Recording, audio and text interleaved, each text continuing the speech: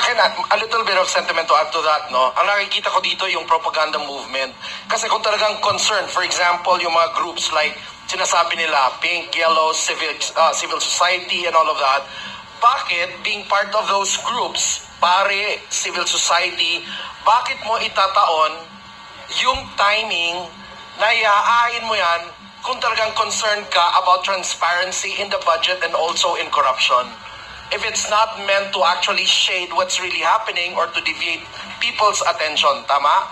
So yun yung iniisip ko ngayon, yung timing na ginagawa nila. Kasi kung talagang concerned ka for corruption, edi dapat gusto mo lahat ng tao tumutok at magbantay, tama, during the BICAM. Pero bakit mo itataon etong mga ganitong, etong mga ganitong kaso na sasabihin mo, right? So parang nagpapakita lang na walang concern sa totoong issue talaga, and they're just casting kahit ano na lang mga issue na pwedeng pag-usapan ng tao instead of a lot of people 100% focusing on the budget process. Okay, so, Sir, yeah. okay lang po. Go ahead. Other issue, okay lang po. Yes, sir. Kay Attorney Topacio po, being the... Huwag lang love life, ha? Opo, sir. Opo. Alam ko naman. Sir, being the deputy spokespo ng party, may update po ba regarding sa status ni Senator Bato? Kasi Senator Robin Hood ay sinabi, para sa payo niya is huwag kang susuko sa banyaga. And how about the party, sir? Anong stand? And sabi ng DILG, alam nila kung nasaan si Senator Bato.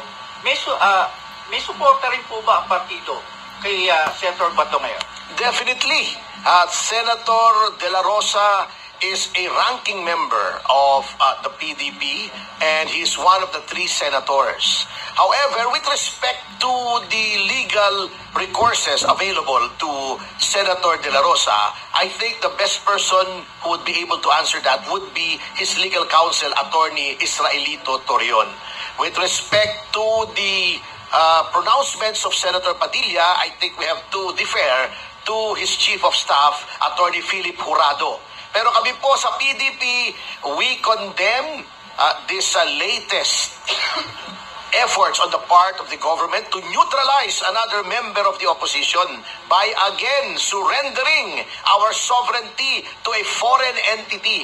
And the PDP is willing to extend all the assistance within its power to do in order to assist Senator De La Rosa with this problem. We are solidly behind Senator De La Rosa. Para sa amin po, isang malaking kalapastangan